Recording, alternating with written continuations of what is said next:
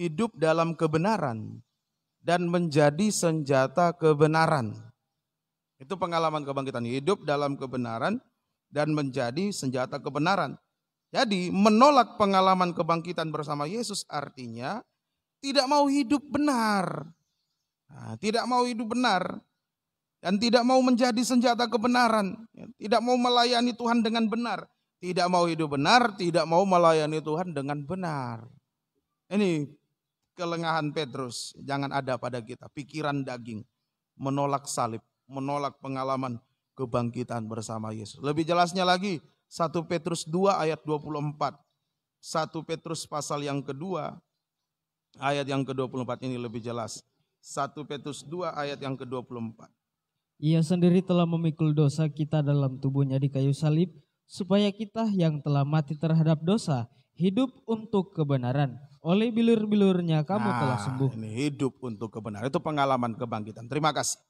Jadi saya mengulangi, mohon maaf kepada yang mengikuti ibadah ini secara online.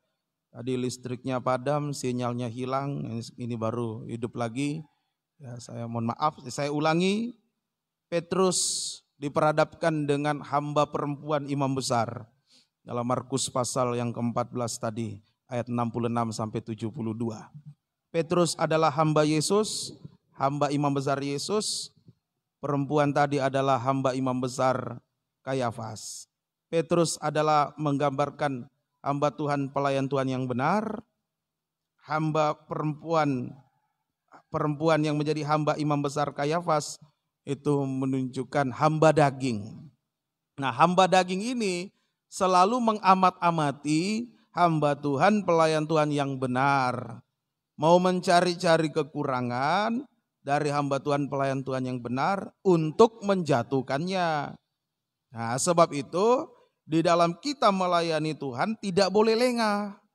Jangan lengah supaya iblis tidak beroleh kesempatan dari kekurangan kita, kelemahan kita, sehingga dia mendapat keuntungan. Kita jatuh, dia untung. Nah, pelayanan kita jadi sandungan bagi orang lain, iblis untung. Nah, sebab itu mari kita jangan lengah. Nah, sayang Petrus punya 6 kelengahan. Dia lengah, 6 kali dia lengah. Lengah yang pertama dalam Markus 8 ayat 31 sampai 33. Dia berpikiran daging. Yaitu menolak salib. Petrus menolak salib. Pikirannya daging, dia menolak salib lewat praktek. Praktek yang pertama menolak pengalaman kematian bersama Yesus. Itu Petrus menolak pengalaman kematian bersama Yesus, yaitu tidak mau berhenti berbuat dosa, tidak mau sengsara daging untuk berhenti berbuat dosa. Ya, tetap ulang-ulang dosa, itu dalam 1 Petrus pasal 4 ayat 1. Kemudian tidak mau sengsara daging untuk melayani Tuhan karena Yesus, karena ibadah, karena pengajaran. Sengsara daging tanpa dosa tidak mau. Maunya yang enak-enak bagi daging. Itu praktik menolak salib. Praktik menolak salib. Praktik yang kedua, praktik menolak salib. Menolak pengalaman kebangkitan bersama Yesus. Menolak pengalaman kebangkitan bersama Yesus. Yaitu tidak mau hidup benar. Pengalaman kebangkitan bersama Yesus itu hidup benar. Bangkit di sini bukan nanti berkat-berkat melimpah, bukan. Nah, kebangkitan itu hidup benar. Ya, mungkin kita diizinkan dalam kekurangan, tapi kita hidup benar, itu kebangkitan. Nah, ini menolak pengalaman kebangkitan bersama Yesus. Tidak mau hidup benar dan tidak mau menjadi senjata kebenaran. Ya, tidak mau melayani Tuhan dengan benar. Yang penting saya melayani. Ya, biar tidak benar, tidak apa-apa, yang penting melayani. Ya, dilihat manusia, oh sudah melayani. Ini Petrus, ya, kelengahannya Petrus. Jangan ada pada kehidupan kita. Yang ketiga, praktek menolak salib. Yang ketiga, praktek menolak salib. Tadi di dalam Markus 8, Petrus menarik Yesus ke samping. Tarik Yesus ke samping. Ini artinya tidak tergembala. Bagaimana bisa tergembala kalau tetap hidup dalam dosa? Lalu tidak mau hidup benar. tidak mau melayani dengan benar, tidak mungkin bisa tergembala.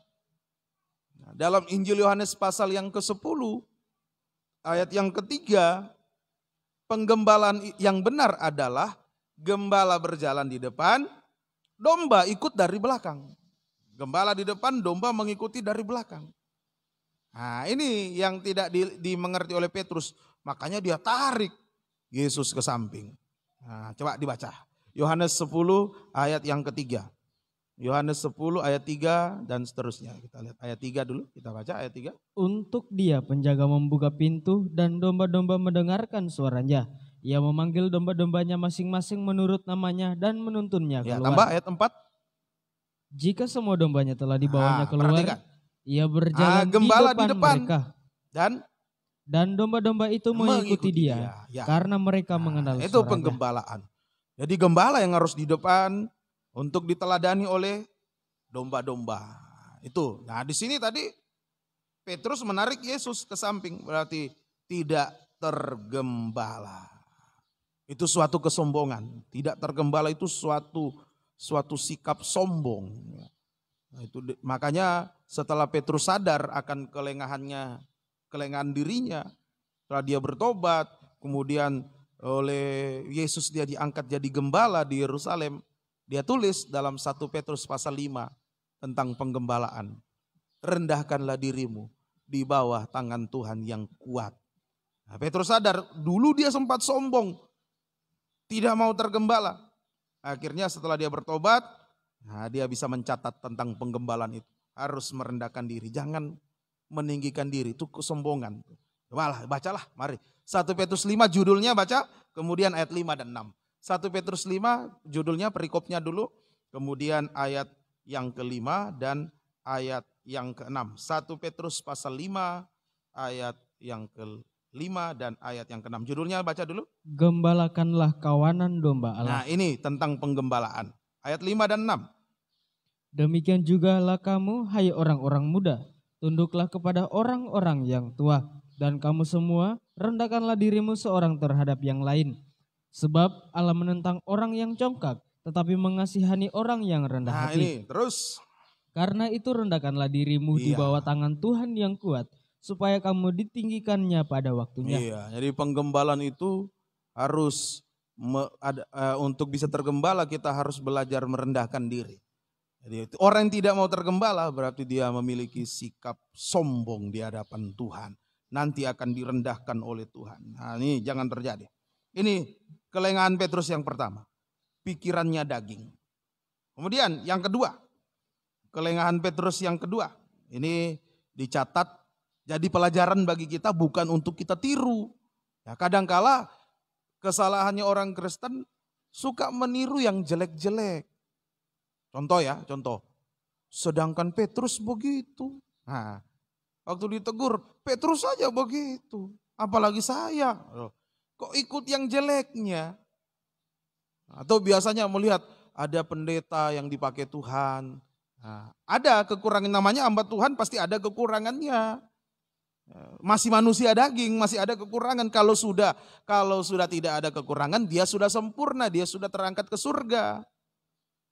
Dia lihat, oh itu ada kekurangan. Sedangkan itu pendeta, dia begini. Nah, tidak lihat pelayanannya, tabisannya bagaimana. Puasanya bagaimana. Sikapnya mengekang diri. Nah, itu. Selalu dilihat yang, kebanyakan ibu gembala yang ditiru kekurangannya. Selalu tiru kekurangannya. Seperti pernah istri saya mengingatkan seorang pelayan Tuhan. Pakai rok yang agak pendek. Di atas lutut. Tidak bagus pakai begitu. Ini tante ini juga begitu. Ibu gembala. Lalu istri saya cerita sama saya. Tante memang ada kekurangannya seperti itu. Tetapi puasanya luar biasa. Dalam seminggu itu untung-untung kalau ada 1-2 hari yang bisa makan. Yang lainnya puasa. Nah, tiru puasanya. Kadang-kala cuma lihat pakai roknya yang pendek atau gembala gimana. Ya, ditiru yang kurangnya. Nah, tapi tidak dilihat pelayanannya bagaimana, tabisannya bagaimana. Nah, ini Nah, ini jangan seperti ini. Nah, itu yang pertama, pikirannya daging. Sekarang yang kedua, bersandar pada kekuatan sendiri. Markus 14, ini Petrus.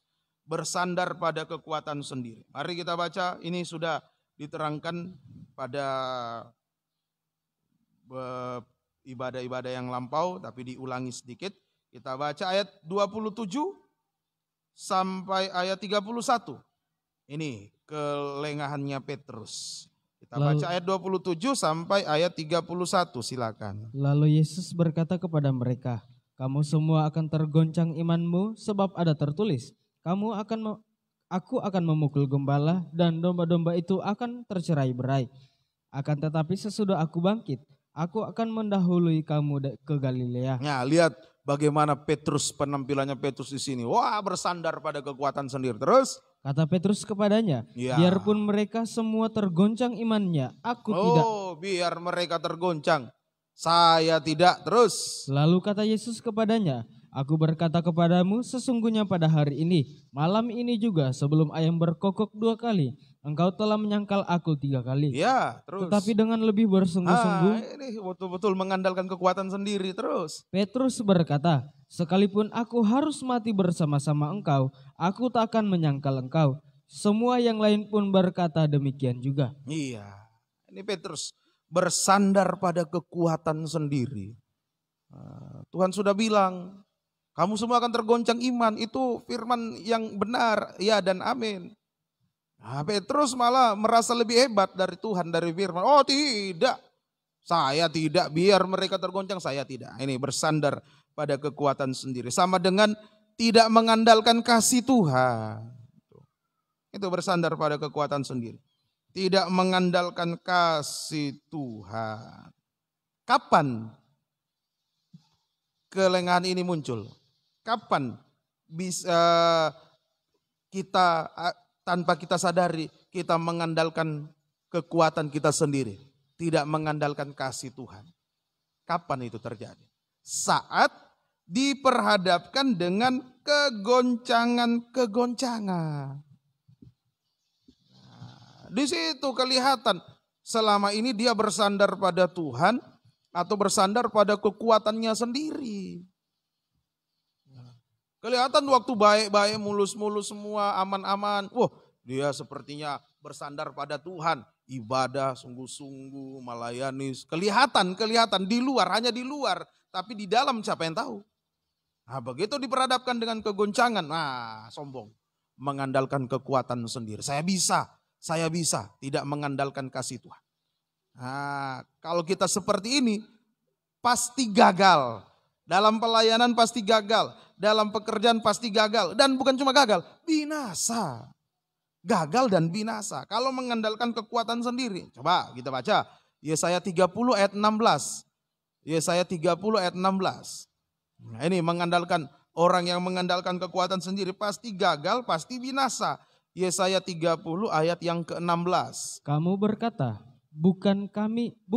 kami mau naik kuda dan lari cepat. Nah, ini kami mau naik kuda dan lari cepat. Oh, bisa, saya mengandalkan kekuatan sendiri. Terus. Maka kamu akan lari dan lenyap. Nah, lari dan lenyap, gagal binasa. Katamu pula. Kami mau mengendarai kuda tangkas, maka para pengejarmu akan lebih tangkas lagi.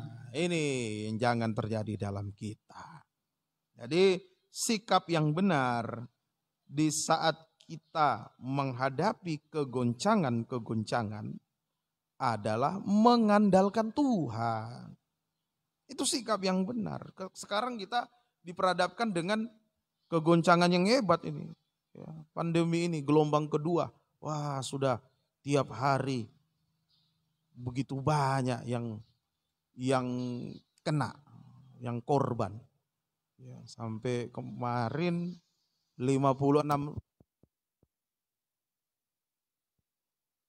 sudah tembus 56.000 yang korban. Wah, banyak sekali. Kemudian yang meninggal sekitar 900. Wah, dalam sehari, bukan dalam seminggu atau sebulan, dalam sehari. Begitu dahsyat ini kegoncangan yang terjadi sekarang ini. Nah, kalau kita mengandalkan kekuatan kita sendiri, ya habis. gagal binasa. Ayo mengandalkan kekuatan Tuhan. Lewat praktek mundur ayat 15. Ini mengandalkan kekuatan Tuhan. Ayat yang ke-15, Yesaya 30, ayat 15. Sebab beginilah firman Tuhan Allah yang Maha Kudus, Allah Israel. Dengan bertobat dan tinggal diam, kamu akan diselamatkan. Dalam tinggal tenang dan percaya terletak kekuatanmu, tetapi kamu enggan. Ya, ini yang kita harus lakukan, mengandalkan Tuhan lewat praktek. Yang pertama, diam, prakteknya diam. Saat menghadapi kegoncangan diam. Jangan ikut goncang, lari sana lari sini. Coba misalkan naik sebuah perahu kecil, lalu ada ombak. Kita goyang-goyang di dalam perahu, ya cepat tenggelam. Cepat tenggelam. Nah, diam. Ini praktek mengandalkan Tuhan. Diam. Artinya, diam di sini artinya bukan masa bodoh ya. Diam ini bukan masa bodoh ya, sudahlah. Ya. Bukan begitu. Diam artinya banyak mengoreksi diri. Lewat ketajaman firman pengajaran yang benar. Koreksi diri. Ketika kita temukan dosa, ya, segera akui kepada Tuhan, kepada sesama. Dan setelah diampuni jangan dilakukan lagi. Itu yang disebut dengan bertobat. Jadi saat goncang menghadapi kegoncangan, ayo kesempatan bagi kita untuk koreksi diri, ada dosa segera selesaikan, bertobat.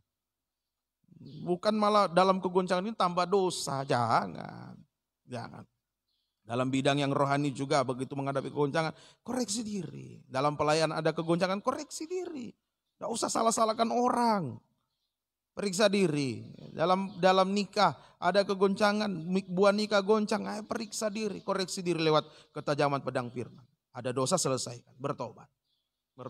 Pendeta Wijaya selalu mengatakan, guru kami di Lempinel selalu beliau mengatakan, jalan tercepat untuk ditolong Tuhan, jalan tercepat untuk ditolong Tuhan, mengaku dosa. Itu jalan tercepat untuk ditolong. Menambah dosa, menambah masalah. Tidak selesai-selesai pergumulannya, masalahnya. Ini praktek mengandalkan Tuhan. Diam. Ayo belajar diam. Praktek yang kedua, tenang. Mari belajar tenang, diam dan tenang. Nah, ini tenang ini artinya apa? 1 Petrus 4 ayat 7 ini tenang. 1 Petrus 4 ayat 7. Kesudahan segala sesuatu sudah dekat. Karena itu kuasailah dirimu dan jadilah tenang, supaya kamu dapat berdoa. Ini tenang, menguasai diri ya, untuk bisa menyembah Tuhan. Ya, ini menyembah Tuhan. Ya, kuasai diri untuk bisa menyembah Tuhan. Hanya berharap, bersandar kepada Tuhan. Dalam ibadah doa semalaman Rabu kemarin, minggu lalu di Tentena, ya, firman Tuhan ditekankan di situ. Ya, dengan kita menyembah, kita memiliki hati damai sejahtera. Ya, kalau hati damai, imunnya naik. Nah, jadi pemerintah selalu berkata jaga imun, jaga iman, jaga imun. Betul, jaga imun itu bukan cuma dengan makan yang bergizi, baik memang itu betul, jaga nutrisinya, makan yang bergizi, ya jaga imun. Tapi yang paling utama ya menyembah, hati damai, imunnya naik, nah, tambah imunnya. Nah, begitu. Jadi menghadapi corona ini, menghadapi kegoncangan virus ini, bukan sedikit-sedikit apa ya, di media sosial cuma upload status corona. Kapan menyembahnya?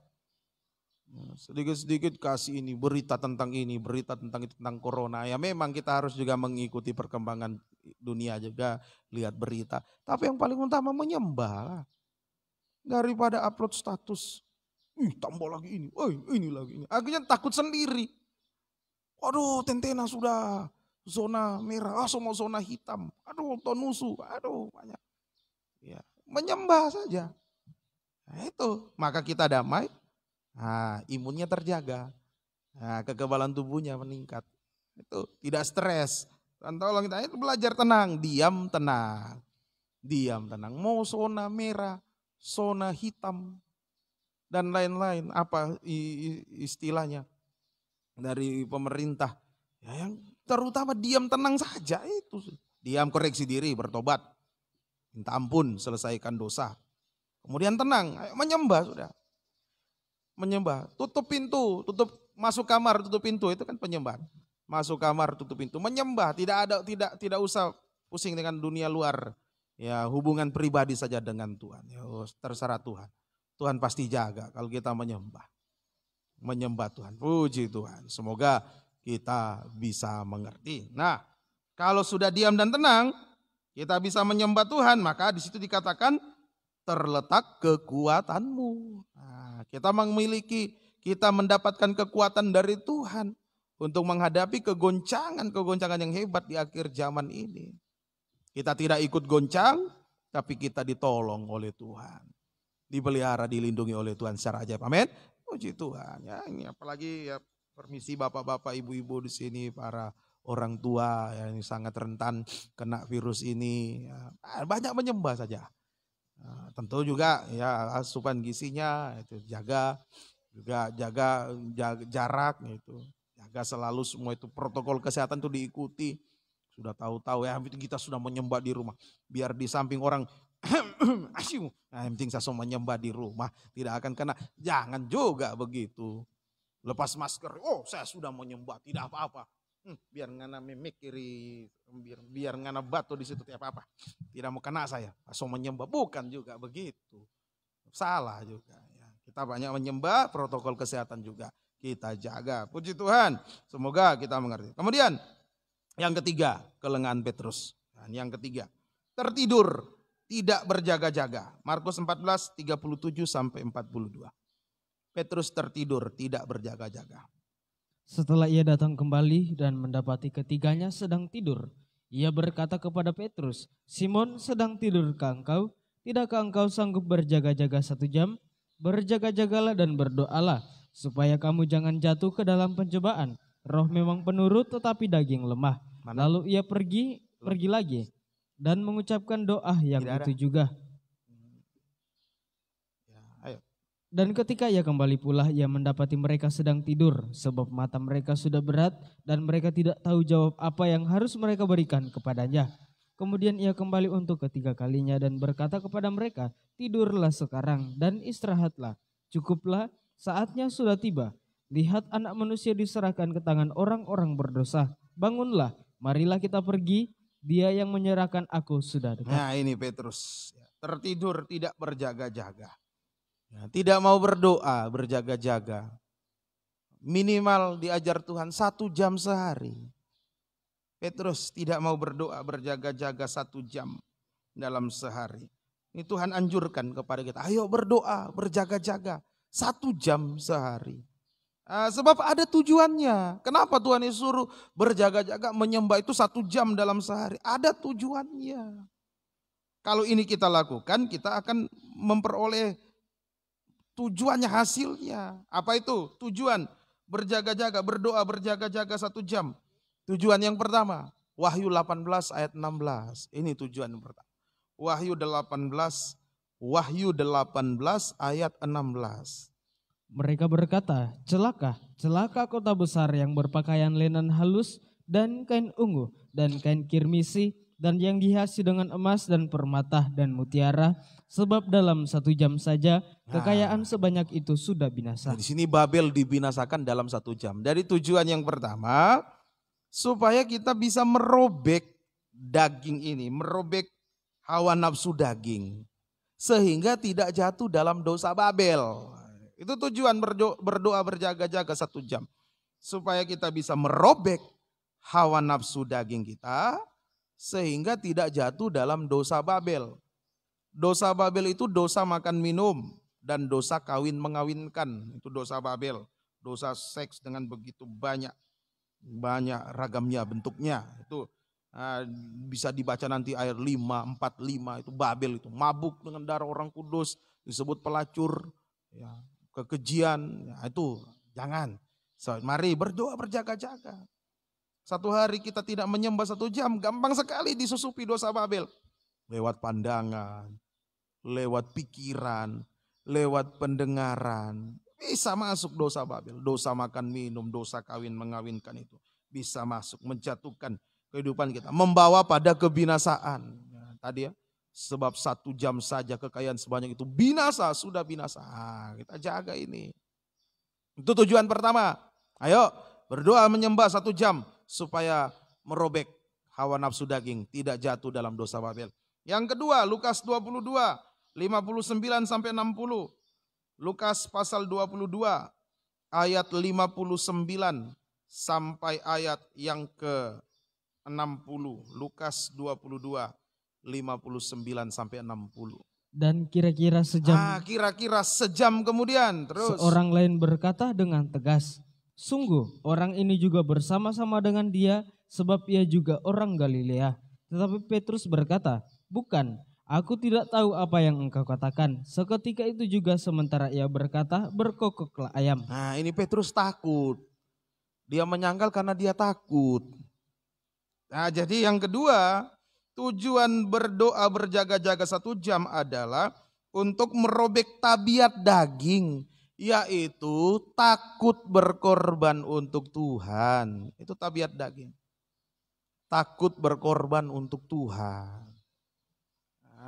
Banyak orang Kristen takut berkorban untuk Tuhan. Makanya di dalam Wahyu 21 ayat yang ke-8, salah satu dosa yang membawa manusia itu tenggelam dalam lautan api dan belerang adalah takut.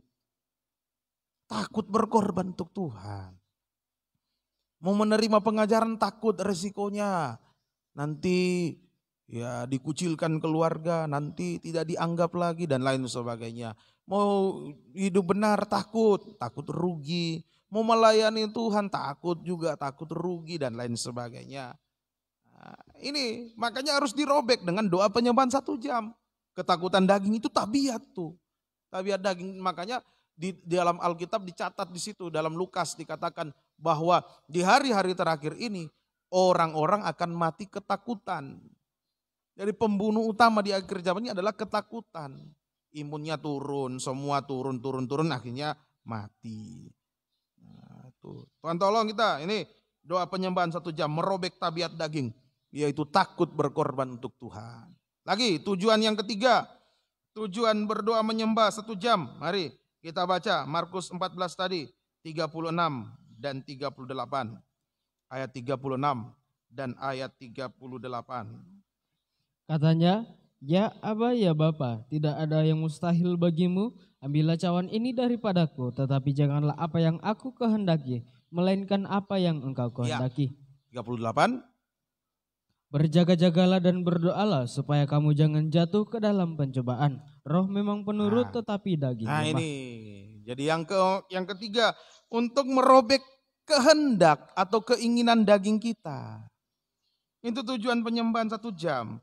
Untuk merobek kehendak atau keinginan daging yang bertentangan dengan firman. Memang keinginan daging itu selalu bertentangan dengan firman. Dalam Roma pasal 8 ayat 7, keinginan daging itu untuk tunduk taat pada firman itu mustahil, tidak mungkin. Ini yang perlu dirobek dengan doa penyembahan ini. Kehendak, keinginan daging yang bertentangan dengan firman. Hati-hati, keinginan daging itu punya daya pikat, dia memikat dan dia menyeret. Jadi keinginan daging ini membuat kita terpikat, dipikat oleh keinginan daging, kemudian diseret keluar dari kebenaran Allah sehingga jatuh dalam dosa. Itu kalau diikuti keinginan daging. Kita terpikat, terpikat. Akhirnya diseret keluar dari kebenaran Allah, jatuh dalam dosa. Nah, kalau dibiarkan, dosa ini akan menjadi matang, menimbulkan atau membuahkan maut, kebinasaan. Yakobus 1 ya, ini sudah berkali-kali dibaca. Yakobus 1 13 sampai 15. Yakobus 1 ayat 13 sampai 15. Hati-hati, ini keinginan daging, jangan diikuti. Makanya lewat doa penyembahan itu 1 jam robek itu kita baca. "Apabila seorang dicobai, janganlah ia berkata, pencobaan ini datang dari Allah. Sebab Allah tidak dapat dicobai oleh yang jahat. Ia sendiri tidak mencobai siapapun. Tetapi tiap-tiap orang dicobai oleh keinginannya sendiri karena ia diseret dan dipikat olehnya. Nah, ini ayat 15. Dan apabila keinginan itu telah dibuahi, Ya, ia melahirkan dosa. iya. Dan apabila dosa itu sudah matang, ia melahirkan maut. Akhirnya binasa, maut, kebinasaan. Tuhan tolong kita. Ini Petrus. Tidak berdoa dan berjaga-jaga. Nah, ini hati-hati. Jangan terjadi dalam kehidupan kita sekalian. Nah, tidak berdoa dan berjaga-jaga itu juga berarti hidup dalam kegelapan malam. Itu juga berarti hidup dalam kegelapan malam, kegelapan dosa. Rohaninya tertidur dan mabuk. Nah, ini bahaya. Sudah tidur, mabuk lagi. Nah, ya, di Tentena hari Minggu kemarin sudah diterangkan, diulangi di sini. Ayo, 1 Timotius pasal yang ke 1 Tesalonika. 1 Tesalonika 5 ayat 5 sampai 7. Ayat 5 sampai 7. 1 Tesalonika 5 ayat 5 sampai ayat 7. Karena kamu semua adalah anak-anak terang dan anak-anak siang. Kita bukanlah orang-orang malam atau orang-orang kegelapan. Sebab itu baiklah jangan kita tidur seperti orang-orang lain, tetapi berjaga-jaga dan sadar. Petrus tidak berjaga-jaga, tidak sadar, tidak berjaga-jaga dan berdoa. Ayat 7. Sebab mereka yang tidur, tidur waktu malam. Dan mereka yang mabuk, mabuk waktu malam. Orang yang tidak berjaga-jaga itu sama dengan orang yang hidup dalam kegelapan malam. Dia hidup dalam kegelapan malam. Rohaninya tertidur. Rohaninya tertidur. Artinya rohani tertidur artinya tidak aktif. Tidak aktif dalam pelayanan, itu tidur. Tidak aktif dalam pekerjaan Tuhan. Bagaimana orang tidur mau bekerja kan? Tidak mungkin, ya. Tidur, tidak aktif dalam pelayanan. Nah, banyak gembala juga seperti itu. Gembala yang tidur, hati-hati. Saya nomor 1 dikoreksi Tuhan. Nah, jangan sampai menjadi gembala yang suka tidur, sampai Tuhan sampai samakan. Bayangkan Tuhan samakan dengan anjing-anjing. Ngeri ya. Gembala-gembala yang tidur seperti anjing-anjing yang hanya tahu makan, tidur, tidak tahu menggonggong, tidak tahu menyalak. Nah, ini tidur, tidak aktif dalam perkara yang rohani dan mabuk. Hidup dalam kegelapan malam itu mabuk. Mabuk ini artinya merasa benar, itu mabuk. Orang mabuk itu kena penyakit merasa benar, merasa dipakai Tuhan, merasa punya pengajaran, padahal mabuk. Coba orang mabuk merasa kuat, tantang satu kampung, wah teriak-teriak tantang, padahal sudah sempoyongan, disontong 1 jari saja sudah tumbang dia. Merasa kuat, hebat. Tidur di got, merasa tidur di kasur yang spring bed yang paling empuk. Kalau ditanya kenapa tidur di got, nganape gotsto. Nah, ini orang mabuk ini. Nah, ini hati-hati ya, itu tidak berjaga-jaga, itu lengah seperti Petrus. Nah, nanti menyangkal. Nah, itu kelengahan Petrus yang ketiga. Yang keempat, kelengahan Petrus yang keempat. Nih, Markus 14 ayat 50. Lari meninggalkan Yesus. Markus 14 ayat 50. Lalu semua murid itu meninggalkan dia dan melarikan diri. Nah, semua lari, termasuk Petrus.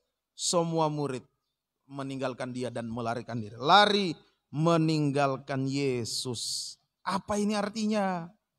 Lari meninggalkan Yesus. Artinya, apa artinya bagi kita sekarang? Hanya mau ikut Yesus ketika diberkati. Hanya mau ikut Yesus ketika diberkati. Nah, tapi ketika diperhadapkan dengan tantangan, dengan penderitaan, cepat meninggalkan Yesus, itu lari. Cepat meninggalkan Yesus. Menjauh dari Yesus, memisahkan diri dari Yesus. Nah, ini lengah. Waktu diberkati, Yesus memberi makan 5.000 orang, Yesus memberi makan 4.000 orang. Oh, Petrus luar biasa. Dalam Injil Markus pasal 8 itu. Setelah Yesus memberi makan 4.000 orang. Nah, Petrus betul-betul dia, hebat dia pengakuannya. Tuhan tanya, menurut kata orang siapa aku ini? Oh, ada yang bilang engkau itu Yohanes Pembaptis. Ada yang bilang engkau adalah Elia. Ada yang bilang engkau salah seorang dari nabi yang akan datang. Lalu Yesus tanya, apa katamu? Siapa aku ini? Oh, Petrus duluan. Engkau adalah Mesias, anak Allah yang hidup. Waktu ada berkat, Yesus ini dahsyat, luar biasa. Ini soal pengajaran, ini pengajaran yang benar, ini luar biasa, pengajaran yang luar biasa. Waktu aman-aman, waktu diberkati, semua aman, semua tenang, semua baik-baik saja. Begitu datang tantangan, begitu datang penderitaan, cepat lari. Cepat meninggalkan Yesus. Cepat menjauh dari Yesus. Sampai Paulus berkata kepada sidang jemaat Galatia, aku heran mengapa engkau begitu lekas berbalik. Meninggalkan ajaran yang sehat dan berpaling kepada Injil lain. Firman yang diputar balik. Ayo dibacalah. Ini Galatia 1 ayat 6 sampai 7. Galatia 1 ayat 6 sampai 7. Aku heran bahwa kamu begitu lekas berbalik daripada dia. Begitu lekas berbalik daripada dia. Cepat lari. 3,5 tahun bersama Yesus. Begitu ada tantangan. Lari langsung tinggalkan Yesus. Terus. Yang oleh kasih karunia Kristus telah memanggil kamu dan mengikuti suatu Injil lain. Ayat 7. Yang sebenarnya bukan Injil. Hanya ada orang yang mengacaukan kamu dan yang bermaksud untuk memutarbalikkan Injil Kristus. Nah, ini yang kita harus perhatikan. Wah, waktu pertama dengar pengajaran, ini yang saya cari. Ini yang luar biasa. Ini yang mampu menolong saya. Semua jalan lancar, diberkati, aman-aman. Begitu datang tantangan, cepat sekali berbalik. Dari ajaran yang sehat kepada Injil yang lain. Pada ajaran yang lain, ajaran yang palsu. Banyak terjadi seperti itu. Waktu terjadi kegoncangan, langsung cepat. Apalagi kalau kegoncangannya itu dalam bentuk gembalanya dipanggil Tuhan. Di situ banyak yang KO. Waktu masih ada gembala, ini pengajaran benar, ini pengajaran yang luar biasa. Begitu gembala dipanggil Tuhan, loyo. Langsung cepat meninggalkan. Ganti gembala yang lain yang ajarannya tidak benar lagi, yang tidak sehat. Lupa apa yang diajar bertahun-tahun oleh gembala yang lama, yang teguh pada pengajaran, sudah dilupakan. Sudah lain ajaran, sudah begitu cepat berbalik. Saya sampai sedih, kok bisa ya? Dulu luar biasa yang melayani gembala yang benar tabisannya sungguh-sungguh hebat dipakai Tuhan. Dalam pengajaran dipakai luar biasa. Begitu meninggal yang jemaat yang ditinggal, cepat sekali berbalik. Seperti tidak ada bekas pengajaran itu. Sampai Tritunggal Allah saja sudah tidak diakui. Dianggap itu 3 pribadi yang berbeda. Aduh, saya sedih. Nah, itulah. Di depan mata kita banyak seperti itu. Jangan sampai kita seperti itu. Lengah. Selama ini pengajaran. Begitu tiba-tiba ada tantangan, lengah. Cepat meninggalkan Yesus. Tuhan tolong. Yang kelima. Yang kelima ayat 54. Yang kelima ayat 54. Ini kelengahan Petrus yang kelima. Markus 14. Ayat 54. Dan Petrus mengikuti dia dari jauh. Ya, terima kasih. Mengikut Yesus dari jauh. Itu mengikut Yesus dari jauh. Artinya masih beribadah melayani Tuhan, tapi tidak sungguh-sungguh. Itu dari jauh. Mengikut Yesus dari jauh, masih ikut Yesus, masih beribadah, masih melayani, tapi tidak sungguh-sungguh. Tidak tanggung jawab, tidak setia. Kadang ada, kadang tidak. Itu dari jauh. Mengikut Yesus dari jauh. Nanti semakin jauh, kalau dibiarkan semakin jauh. Sampai jarak itu tidak bisa terseberangi lagi antara surga dan neraka. Nah, itu kalau terbiasa, tidak sungguh-sungguh, masih melayani tapi tidak sungguh-sungguh. Tidak tanggung jawab, tidak setia. Jarak dengan Tuhan semakin jauh. Jauh, sampai jarak yang paling jauh yang tidak bisa terseberangi antara surga dan neraka. Seperti contohnya dalam Alkitab kan, itu Lazarus yang miskin dengan orang kaya. Lazarus mati, dia ada di surga, di pangkuan Bapak Abraham. Orang kaya mati, dia ada di neraka. Si kaya ini, orang kaya minta supaya Lazarus memberikan air kepadanya, 1 tetes saja. Tapi apa Abraham bilang? Di antara kita ada jurang yang tidak terseberangi. Supaya orang-orang dari tempatmu tidak bisa datang ke sini, dari sini tidak bisa ke situ. Itu jarak yang sangat jauh yang tidak bisa terseberangi. Ini kalau kita sering membiasakan diri menjauh dari Yesus. Tidak sungguh-sungguh dalam ibadah pelayanan. Tidak tanggung jawab, tidak setia dalam ibadah pelayanan. Yang keenam, ini kelengahan Petrus yang keenam. Ayat 63 tadi sudah dibaca. Baca kembali. Ayat 63 Markus 14 ayat 63. Maka imam besar itu mengoyakkan pakaiannya dan berkata,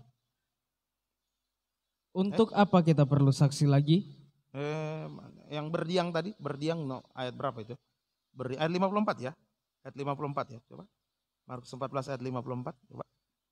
Dan Petrus mengikuti dia dari jauh sampai ke dalam halaman imam besar, dan di sana ia duduk di antara pengawal-pengawal 54. sambil berdiam dekat api.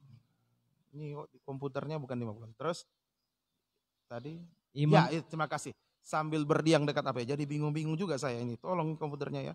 Kalau dibilang karena saya tidak buka lagi Alkitab saya. Mana ini? Mana ini? Ya ini. Berdiam dekat api itu yang keempat. Berdiam dekat api dunia. Berdiam dekat api dunia. Apa artinya ini? Berdiam dekat api dunia. Nah, arti yang pertama, mencari kehangatan di dunia. Itu lengah, sudah lengah itu. Mencari kehangatan di dunia. Sampai terikat dengan pergaulan dunia. Ini seperti Petrus, duduk di antara. Berarti dia diapit. Duduk di antara pengawal-pengawal, orang-orang yang menangkap Yesus. Orang-orang dunia. Nah, ini duduk di antara pengawal seperti Petrus. Mencari kehangatan di dunia. Sampai terikat dengan pergaulan dunia. Oh, jangan seperti itu. Lengah, pasti bisa menyangkal nanti. Terus arti yang kedua, beribadah melayani tetapi dengan semangat dunia.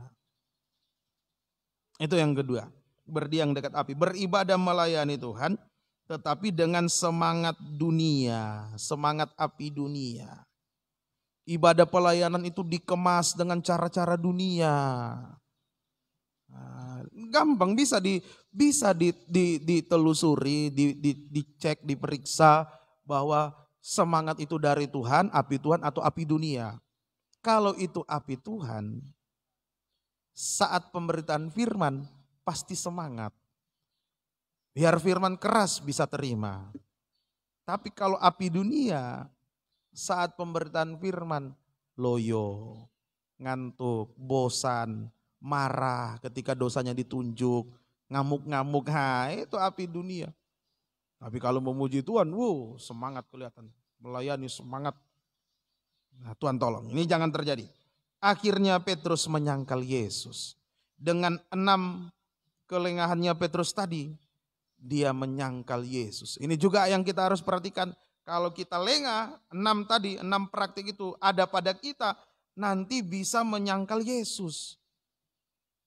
Nah, Petrus menyangkal lewat perkataan. Nah, kita mungkin tidak menyangkal lewat perkataan. Tidak, saya tidak menyangkal lewat perkataan, tidak. Saya tetap percaya Yesus. Tetapi yang kadang tidak kita sadari, bahkan sering dilakukan, kita menyangkal lewat perbuatan. Lewat perkataan tidak, tapi lewat perbuatan menyangkal. Ada 3 praktek menyangkal lewat perbuatan. Ada 3 praktek menyangkal lewat perbuatan. Atau ada 3 isi penyangkalan, sama saja itu. Kita membaca Titus pasal 1 ayat 16. Mari kita periksa, kita raba diri kita. Kalau ini ada, berarti kita sudah menyangkal Yesus. Titus pasal 1 ayat 16. Mereka mengaku mengenal Allah. Nah, mereka mengaku mengenal Allah, tidak menyangkal lewat perkataan, tetapi Dengan perbuatan iya. mereka menyangkal Dia. Lewat perbuatan menyangkal. Apa itu? Mereka keji satu, dan durhaka, dua, dan tidak sanggup berbuat sesuatu yang baik. tiga, tidak sanggup berbuat yang baik. Nah, mulai dari keji dulu. Keji. Apa ini? Salah satu bentuk kekejian, menyembah berhala. Itu salah satu bentuk kekejian, menyembah berhala. Oh, saya tidak menyembah berhala, saya tidak menyembah patung, tidak kok, tidak.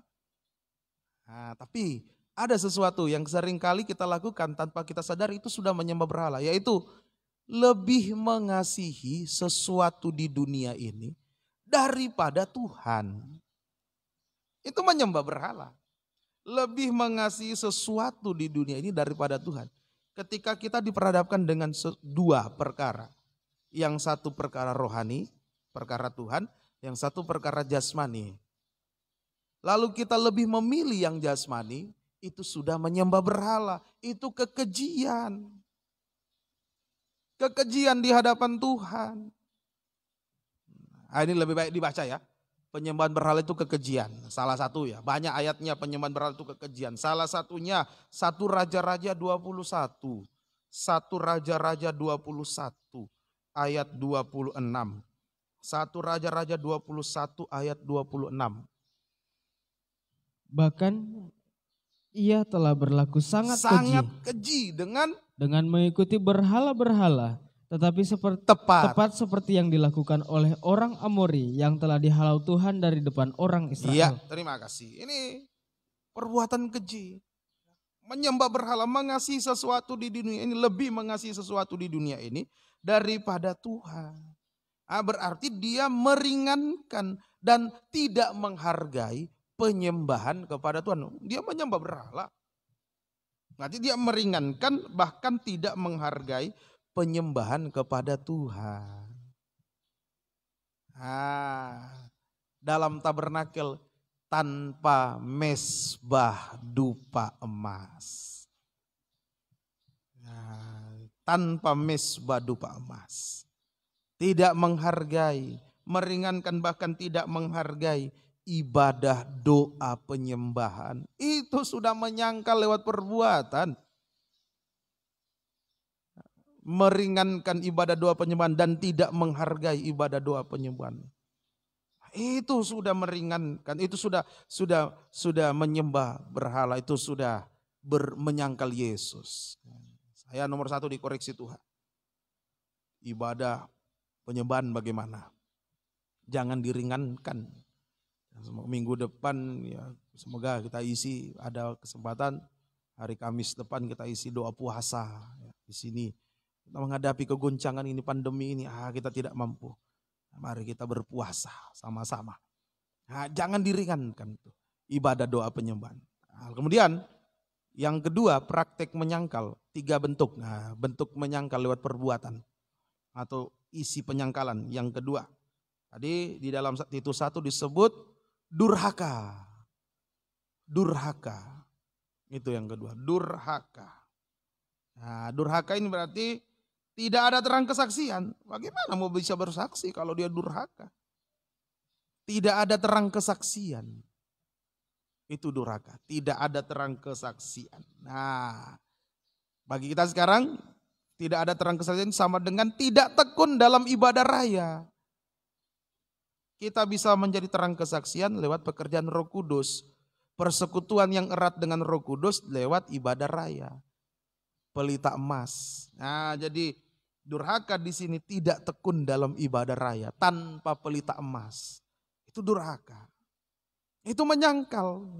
Tidak mau tekun ibadah raya itu tanpa kita sadari kita sudah menyangkal Yesus lewat perbuatan kita. Lagi, yang ketiga, tidak sanggup berbuat baik. Tidak sanggup berbuat baik. Apa perbuatan baik yang terutama, yang Tuhan rindukan dari kita? Perbuatan baik yang terutama. Bahkan Tuhan bilang itu yang terbaik. Yang Tuhan rindukan dari kita. Kita baca Lukas 10, 38 sampai 42. Lukas 10 ayat 38 sampai ayat yang ke-42. Ketika Yesus dan murid-muridnya dalam perjalanan, tibalah ia di sebuah kampung. Seorang perempuan yang bernama Marta menerima dia di rumahnya. Perempuan itu mempunyai seorang saudara yang bernama Maria. Maria ini duduk dekat kaki Tuhan dan terus mendengarkan perkataannya. Sedang Marta sibuk sekali melayani. Ia mendekati Yesus dan berkata, "Tuhan, tidakkah engkau peduli bahwa saudaraku membiarkan aku melayani seorang diri? Suruhlah dia membantu aku." Tetapi Tuhan menjawabnya, "Marta, Marta, engkau khawatir dan menyusahkan diri dengan banyak perkara, tetapi hanya satu saja yang perlu. Ya, Maria Maria. telah memilih Ya, bagian yang yang terbaik, terbaik. yang tidak akan diambil daripadanya." Iya, jadi ini praktek atau salah satu dan perbuatan baik yang terutama yang Tuhan rindukan dari kita adalah duduk mendengarkan firman. Itu perbuatan baik. Yang terbaik malah duduk mendengarkan firman. Jadi tidak sanggup berbuat baik artinya tidak menghargai pemberitaan firman, pengajaran benar. Sama dengan tidak tekun dalam ibadah pendalaman Alkitab dan perjamuan suci. Bagaimana dia mau mendalami Alkitab kalau pemberitaan firman dia tidak hargai? Nah, tidak tekun dalam ibadah pendalaman Alkitab tanpa meja roti sajian. Jadi praktek menyangkal Yesus lewat perbuatan adalah tidak mau tergembala. Itu praktek. Tidak mau tergembala. Tidak mau bertekun dalam 3 macam ibadah pokok. Nah, bisa gembala yang berbuat demikian, bisa juga jemaat. Dengan alasan apa saja gembala tidak mau membuka 3 macam ibadah pokok dalam gereja. Nanti terlalu sering ibadah, terlalu itu ya sudah. 1 macam saja. Tidak usah 3 macam ibadah. Atau dari jemaat juga, malas 3 macam ibadah, bosan, lalai. Nah ini Petrus. Jadi kalau disimpulkan, kesimpulannya ya Petrus lengah dalam hal kasih. Penggembalaan itu tempat membina kasih dengan Tuhan dan dengan sesama. Petrus lengah dalam hal kasih. Dia tidak punya kasih kepada Tuhan. Dia tidak punya kasih kepada sesama. Contohnya, buktinya dia tidak punya kasih, dia potong telinganya orang kan. Telinganya hamba imam besar, si Malkus itu, dia potong telinganya. Petrus tidak punya kasih, dia lengah dalam hal kasih. Ini juga pelajaran bagi kita. Ya, bukan untuk kita tiru. Oh, Petrus lengah dalam hal kasih. Ya, saya juga lah, tidak apa-apa. Saya lengah sedikit, tidak apa-apa. Ya, jangan, begitu kita lengah Tuhan datang, ketinggalan kita. Oh, jadi jangan, apa sekali-sekali saya lengah, sekali-sekali tidak tergembala, sekali-sekali saya bolong seperti Petrus. Ya, begitu kita bolong, ibadahnya penggembalaan tidak tekun, binasa. Ketinggalan, waktu Yesus datang kita ketinggalan. Tuhan tolong kita. Ini Petrus lengah dalam hal kasih. Nah, kalau kasih menjadi dingin, kedurhakaan pasti meningkat. Dalam Matius 24 ayat 12, kedurhakaan pasti meningkat. Sehingga banyak hamba Tuhan, pelayan Tuhan yang menyangkal Yesus. Nah, Matius 24 ayat 12 ini. Kalau kasih menjadi dingin, kedurhakaan pasti meningkat. Matius 24 ayat 12. Dan karena makin bertambahnya kedurhakaan, maka kasih kebanyakan orang akan menjadi dingin. Iya. Kasih dingin, kedurhakaan meningkat. Sehingga banyak hamba Tuhan, banyak pelayan Tuhan yang menyangkal Yesus. Tuhan tolong. Kita sekarang diperhadapkan dengan situasi akhir zaman, dunia akhir zaman yang semakin tidak menentu. Supaya kita tidak binasa bersama dunia ini, kita bisa bertahan menghadapi situasi dunia akhir zaman ini, maka kita harus memelihara kasih. Harus memelihara kasih. Tanpa itu kita akan binasa. Kalau tidak punya kasih, semua sia-sia. Semua binasa. Nah, sebab itu mari kita berupaya akhir zaman ini memelihara kasih. Pertanyaannya, manusia daging ini tidak punya kasih. Dari mana kita mendapatkan kasih? Kita manusia daging, manusia berdosa ini tidak punya kasih. Tidak punya. Yang ada hanya emosi, ambisi, keinginan dan lain sebagainya. Tidak punya kasih. Manusia itu tidak punya kasih. Lalu dari mana kita memperoleh kasih? Jawabannya itu di depan perjamuan suci. Dari kayu salib. Amin. Dari kayu salib. Di dalam 1 Yohanes pasal 4 ayat 8 sampai 10 jelas. Allah itu kasih. Karena kasihnya kepada kita. Wujud kasihnya, dia mengutus anaknya yang tunggal menjadi korban pendamaian. Dalam 1 Yohanes 4 itu. Mari dibaca ayat 8 sampai 10. Boleh juga nanti dibaca, catat saja itu seringnya. Yohanes 3 ayat 16 itu sudah sering. Kita baca saja 1 Yohanes 4 ayat 8 sampai 10. Barang siapa tidak mengasihi, ia tidak mengenal Allah sebab Allah adalah kasih. adalah kasih. Terus Dalam hal inilah kasih Allah dinyatakan di tengah-tengah kita, yaitu bahwa Allah telah mengutus anaknya yang tunggal ke dalam dunia supaya kita hidup olehnya. Inilah kasih itu, bukan kita yang telah mengasihi Allah, tetapi Allah yang telah mengasihi kita dan yang telah mengutus anaknya sebagai pendamaian bagi dosa-dosa kita. Inilah kasih itu. Jadi dari mana kita mendapatkan kasih? Jawabannya dari kayu salib, dari korban Kristus. Kasih Allah dicurahkan kepada kita. Sekarang kasih itu sudah diberikan. Kita yang tadinya manusia daging yang berdosa tanpa kasih, sekarang memperoleh kasih dari Tuhan. Nah, kasih yang sudah kita terima harus kita pelihara. Dalam Yudas 1 ayat 21, kasih itu harus kita pelihara. Nah, di mana tempat memelihara kasih? Jawabannya dalam penggembalaan. Di situ tempat kita memelihara kasih. Di dalam penggembalaan. Begitu kita biasa tidak beribadah, biasa tidak tekun dalam 3 macam ibadah pokok, nah kasihnya mulai merosot sampai tidak punya kasih. Harus dipelihara ya. Terima kasih sudah ditampilkan. Yudas 1:21. Yudas 1:21. Peliharalah dirimu demikian dalam kasih Allah sambil menantikan rahmat Tuhan kita Yesus Kristus untuk hidup yang kekal. Nah ini pelihara kasih dalam penggembalaan. Puji Tuhan. Petrus sudah lengah dalam hal kasih. Dia tidak punya kasih sama sekali. Kasih kepada Tuhan tidak ada. Dia menyangkal. Kasih kepada sesama pun tidak ada. Yesus adalah sahabat bagi murid-murid. Petrus menyangkal sahabatnya. Dia tidak punya kasih Tuhan. Dia tidak punya kasih kepada sesama. Tapi syukur kepada Tuhan. Dalam Yohanes 21 ayat 15 sampai 17 ada 3 kali Yesus bertanya kepada Petrus perihal kasih, tentang kasih. Simon anak Yohanes, apakah engkau mengasihi aku lebih daripada mereka ini? Sampai 3 kali. Kalau dalam bahasa Gerikanya ya beda. Kalau dalam bahasa Indonesia kayaknya sama semua. Dalam bahasa Yunani, bahasa Gerikanya ayat 15 itu Tuhan Yesus bertanya, apakah engkau mengasihi aku lebih daripada mereka ini dengan kasih agape, kasih Allah.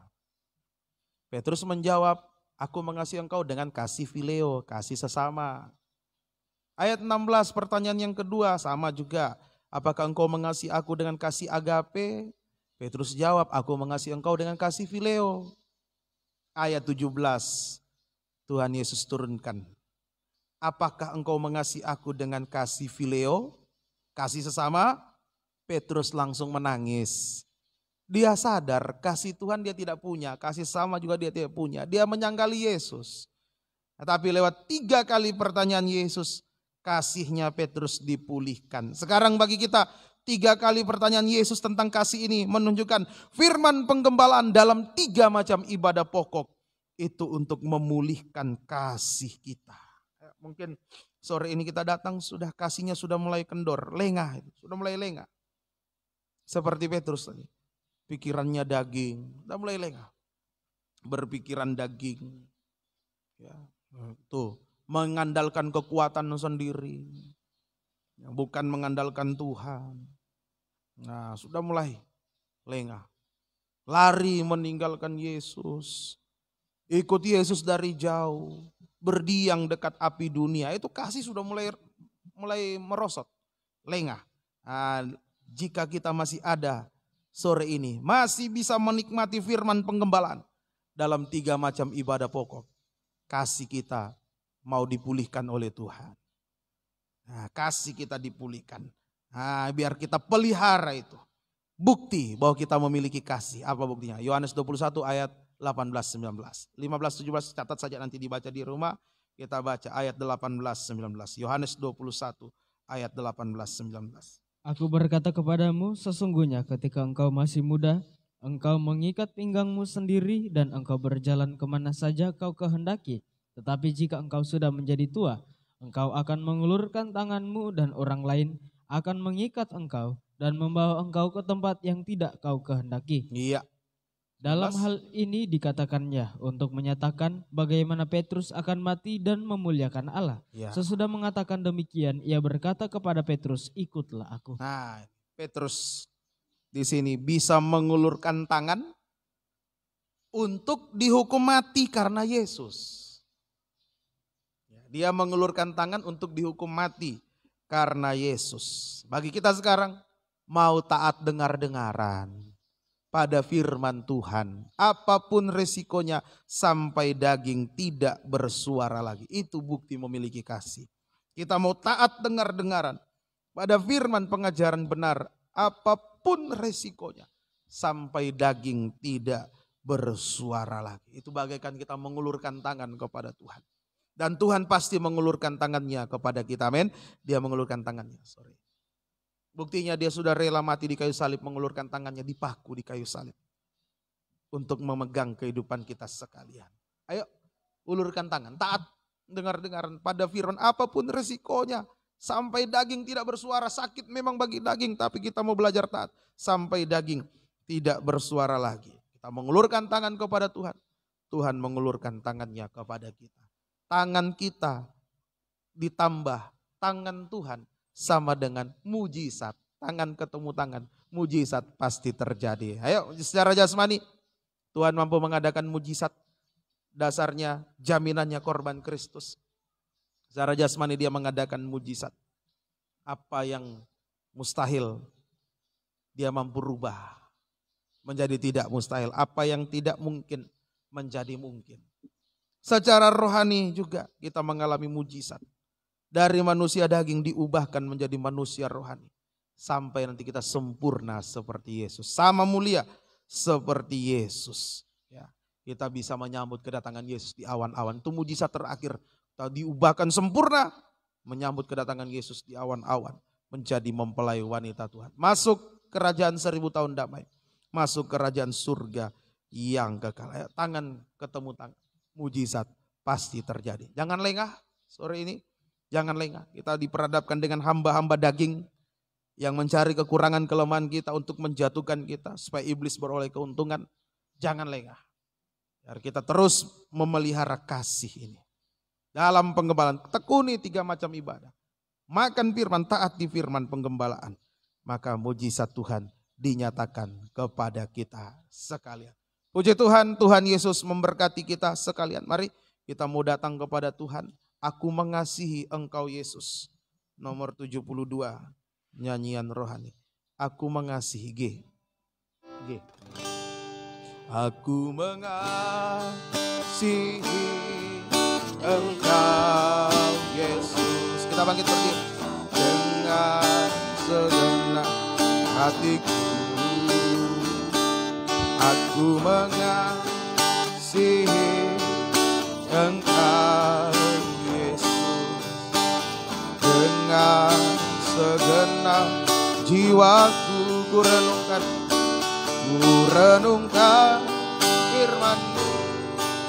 Siang dan malam ku pegang perintah-Mu dan ku lakukan. Engkau tahu ya Tuhan, tujuan hidupku hanyalah untuk menyenangkan hatimu.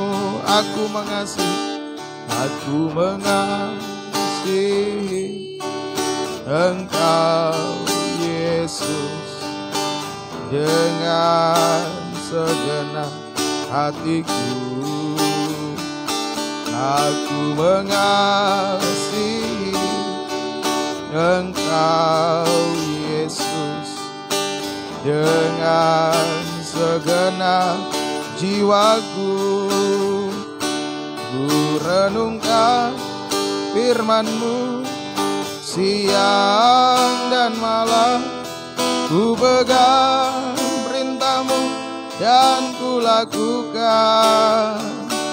Engkau tahu ya Tuhan, tujuan hidupku hanyalah untuk menyenangkan hati-Mu. Ku renungkan firman-Mu siang dan malam, ku pegang perintah-Mu dan ku lakukan. Engkau tahu ya Tuhan, tujuan hidupku hanyalah untuk menyenangkan hati-Mu dengan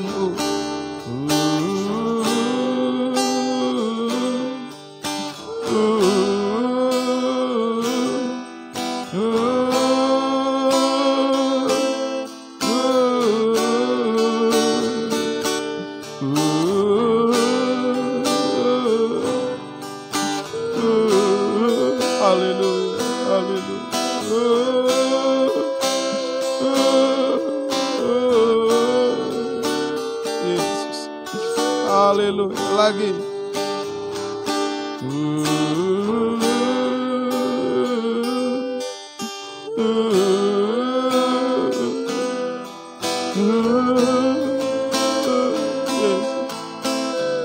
Ampuni kami kalau kami kadang lengah seperti Petrus, bahkan sering lengah Tuhan. Ampun.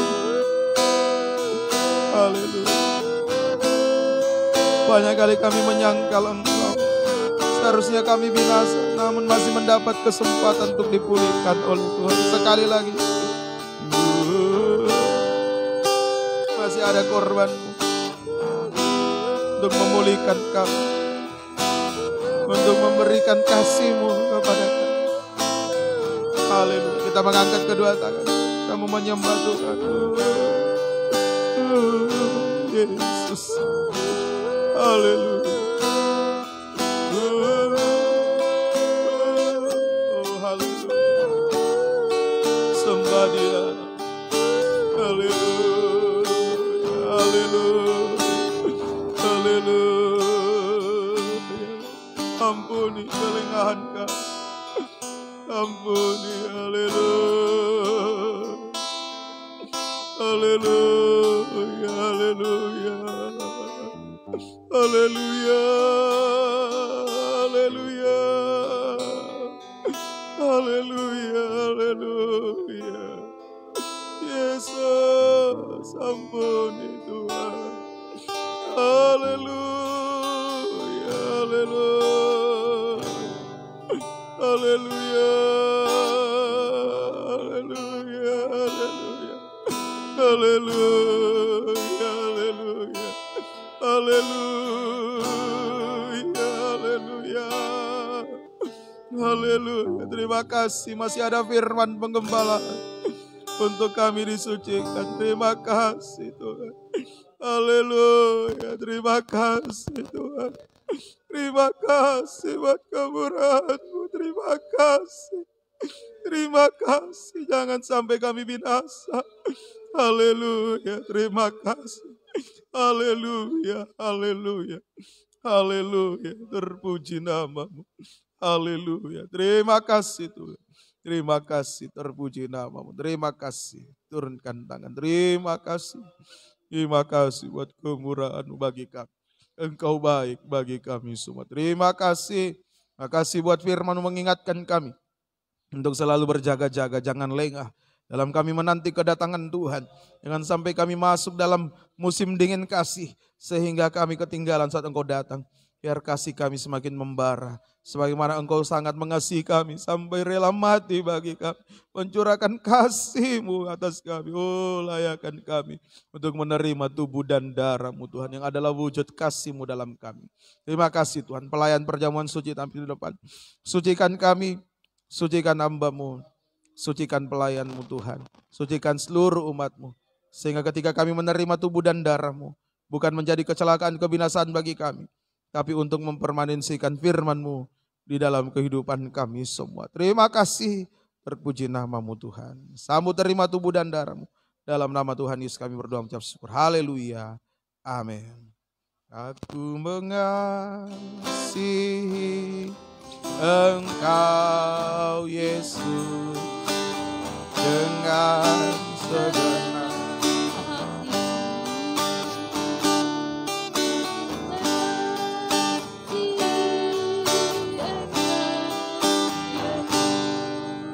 dengan segenap jiwaku, ku renungkan firman-Mu siang dan malam, ku pegang perintah-Mu dan ku lakukan.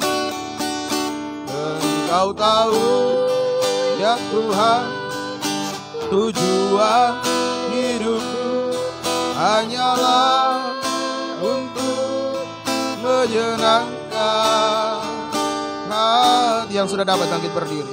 Ku renungkan firman-Mu siang dan malam, ku pegang perintah-Mu dan ku lakukan. Engkau tahu ya Tuhan, tujuan hidupku hanyalah untuk menyenangkan hati-Mu. Haleluya, haleluya. Ini daging dan darah-Mu Tuhan, yang Kau berikan bagi kami. Tanda kasih-Mu yang besar bagi kami. Layakan kami Tuhan. Angkat tubuh Kristus sebelah kanan. Haleluya, haleluya. Haleluya, haleluya, haleluya. Dengarkan firman Tuhan. Sebab apa yang telah kuteruskan kepadamu telah aku terima dari Tuhan. Yaitu bahwa Tuhan Yesus pada malam waktu Ia diserahkan mengambil roti. Dan sesudah itu Ia mengucap syukur atasnya. Ia memecah-mecahkannya dan berkata, inilah tubuhku yang diserahkan bagi kamu. Perbuatlah ini menjadi peringatan akan aku. Bukankah roti yang dipecah-pecahkan adalah persekutuan kita dengan tubuh Kristus? Amin. Dengan iman kita makan bersama dalam nama Tuhan Yesus Kristus.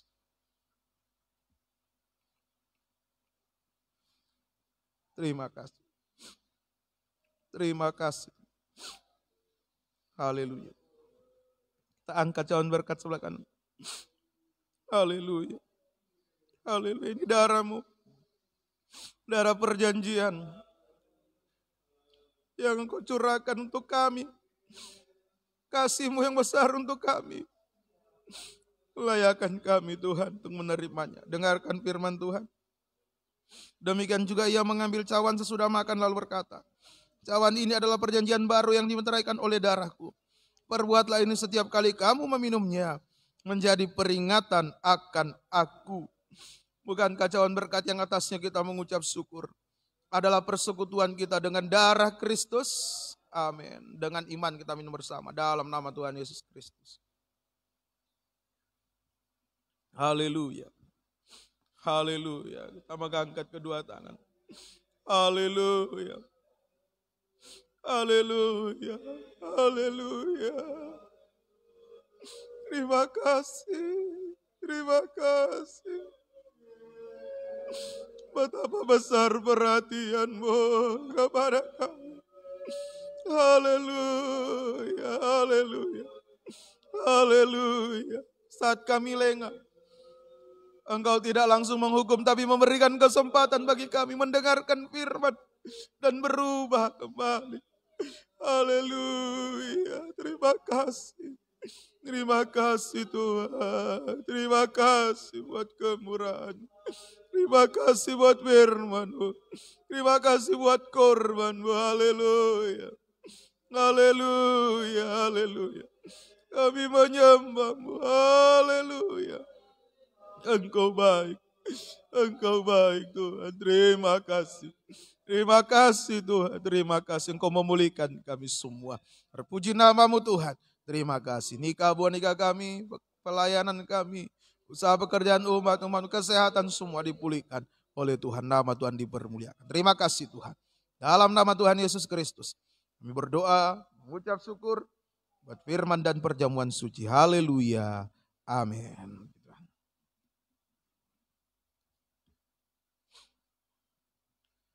Kita akan membawa korban persembahan kita kepada Tuhan. Kita menyanyikan ada pertemuan di udara, pertemuan yang manis. Ada pertemuan di udara, pertemuan yang manis. Saya rindu bertemu di sana, jauh.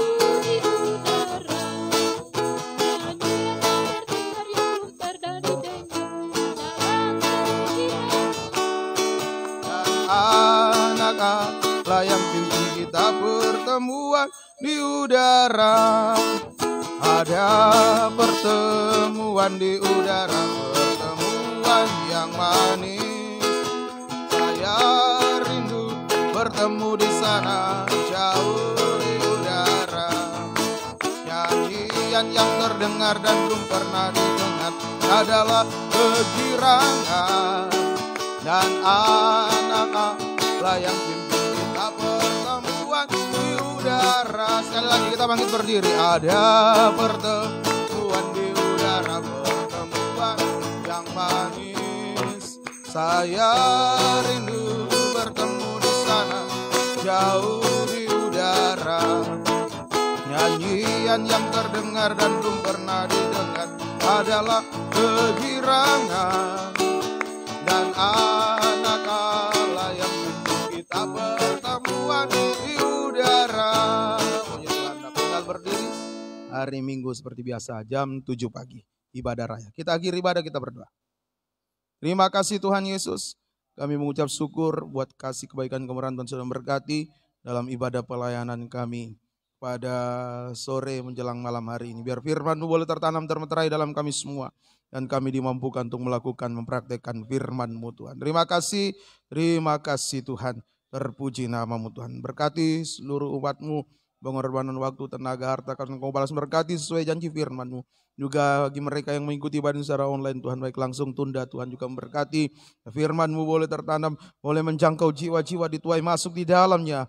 Untuk kami sama-sama dibentuk menjadi satu tubuh Kristus yang sempurna. Terima kasih Tuhan. Terima kasih. Ingat kami saat Engkau datang kembali. Jangan ada satupun yang tertinggal dan binasa. Kerinduan hati kami bersama dengan keluarga kami bisa menyambut kedatangan-Mu di awan-awan yang permai. Menghadapi pandemi COVID-19 ini Tuhan tolong tetap pagari bentengi, lindungi umat-umat-Mu di mana berada Tuhan. Tuhan menolong. Ada perbedaan antara orang yang takut akan Tuhan dan orang di luar Engkau Tuhan. Tuhan memelihara, Tuhan melindungi secara ajaib. Terima kasih Tuhan. Terpuji nama-Mu Tuhan. Terima kasih. Ampuni segala dosa kesalahan kami. Penanganan semua dari pemerintah. Tuhan tolong Kau turut campur tangan. Tuhan menyertai semua. Sehingga penanganan dari pemerintah semua tepat guna, tepat sasaran untuk kesehatan rakyat. Nama Tuhan dipermuliakan. Terpuji nama-Mu. Terima kasih. Perjalanan kembali ke rumah masing-masing. Jaga, lindungi, sertai. Kembalikan kami di waktu-waktu ibadah yang akan datang. Dan setia tekun beribadah melayani Engkau sambil menantikan kedatangan-Mu yang sudah tidak lama lagi. Terima kasih Tuhan. Kekasih Tuhan. Pulanglah, terimalah berkat anugerah damai sejahtera dan cinta kasih sayang dari Allah Bapa, Anak Allah dan Allah Roh Kudus. Di dalam nama Tuhan Yesus Kristus menyertai kita sekalian mulai saat ini sampai Yesus datang kembali sebagai mempelai pria surga, menjemput kita mempelai wanitanya yang sempurna. Kami akhiri pada kami dalam nama Tuhan Yesus Kristus kami berdoa mengucap syukur. Haleluya. Amin. Selamat sore. Tuhan Yesus memberkati.